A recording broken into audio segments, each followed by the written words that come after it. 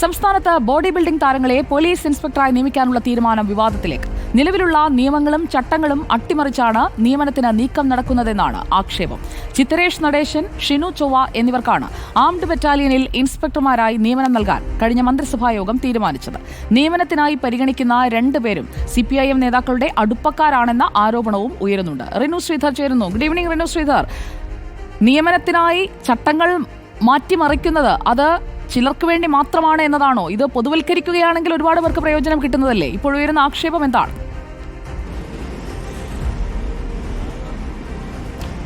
സുജയ, ഞാനും ജിമ്മിൽ പോകുന്ന ഒരാളാണ്.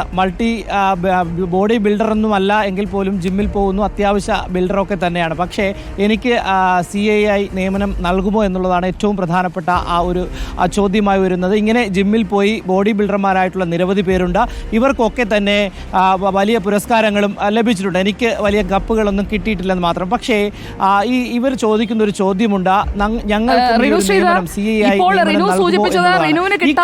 മറ്റൊരാൾക്ക് കിട്ടുന്നു എന്നുള്ള കാര്യമാണ്. പക്ഷേ ഈ കിട്ടുന്നവർക്ക് അവർക്കായി എന്തൊക്കെ മാനദണ്ഡങ്ങൾ അനുസരിച്ചാണ് അവർക്ക് യോഗ്യതയുണ്ടെന്ന് കണ്ടെത്തിയിരിക്കുന്നത്? റിനുവിന്റെ കാര്യം അവിടെ നിൽക്കട്ടെ. ഈ കിട്ടിയവർക്ക് എന്തൊക്കെ മാനദണ്ഡങ്ങൾ അനുസരിച്ചാണ് അവരെ പരിഗണിച്ചത്? തീർച്ചയായും, അതായത് ഈ കഴിഞ്ഞ മന്ത്രിസഭാ യോഗത്തിലാണ് ഈ ബോഡി ബിൽഡർമാരായിട്ടുള്ള രണ്ടുപേർക്ക്, ചിത്തരേഷ് നടേശനും അതുപോലെ തന്നെ ഷിനു ചൊവ്വയ്ക്കും ഈ ബോഡി ബിൽഡറായിരുന്നിട്ട് ഈ ആംഡ് പോലീസ് സേനയിലേക്ക് CI ആയിട്ടൊരു നിയമനം നൽകുവാൻ വേണ്ടി മന്ത്രിസഭാ യോഗത്തിൽ തീരുമാനിച്ചത്. ആഭ്യന്തര വകുപ്പിനോട് ഇതുമായി ബന്ധപ്പെട്ടുള്ള ചില പരിശോധനകൾ നൽകുവാൻ വേണ്ടി പറഞ്ഞിരുന്നു. ആ പരിശോധിച്ചതിൽ ഒരു കാരണവശാൽ ഇവർക്ക് നൽകുവാൻ വേണ്ടി കഴിയില്ല എന്നുള്ളൊരു തീരുമാനത്തിലേക്ക് എത്തുന്നു. എന്നിട്ടും മന്ത്രിസഭാ യോഗത്തിൽ അങ്ങനെ ഒരു തീരുമാനത്തിലേക്ക് പോയി എന്നുള്ളതാണ്. എന്തായാലും ഇതിനെതിരെ വലിയ രീതിയിലുള്ളൊരു ആക്ഷേപമാണ് ഉയരുന്നത്. നിലവിൽ രണ്ട് കാര്യങ്ങളാണ്.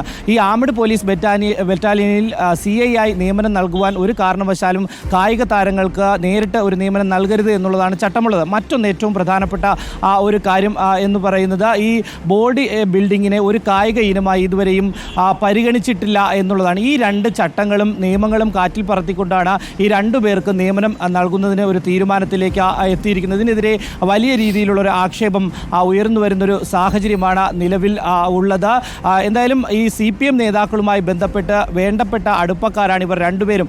അതുകൊണ്ടാണ് ഇത്തരത്തിലുള്ള ഒരു നിയമനവുമായി മുന്നോട്ട് പോകുന്നത് എന്നുള്ളൊരു ആക്ഷേപമാണ്. തീർച്ചയായും വ്യക്തമാണ്. ഈ ആക്ഷേപത്തിൽ മന്ത്രിസഭാ തീരുമാനത്തിൽ ഒരു വ്യക്തത വരേണ്ടിയിരിക്കുന്നു. റിനു, അവസാനമായി റിനു എന്തായാലും ഈ ഒരു തിരിച്ചടി നേരിട്ടെന്ന് വെച്ച് ബോഡി ബിൽഡിംഗ് നിർത്തുകയൊന്നും വേണ്ട, അതൊക്കെ തുടരട്ടെ കേട്ടോ. തീർച്ചയായും. Okay, thank you Rinu Sreedhar. നമ്മുടെ ഒരു ഭാവിയിലെ ഒരു ബോഡി ബിൽഡറാണ് ഇപ്പോൾ പ്രേക്ഷകരോട് സംസാരിച്ചത്. നമുക്ക് നല്ല കരുത്തുള്ള നമ്മുടെ റിപ്പോർട്ടർ വാർത്താ സംഘം ഉണ്ടെന്ന് മനസ്സിലായല്ലോ.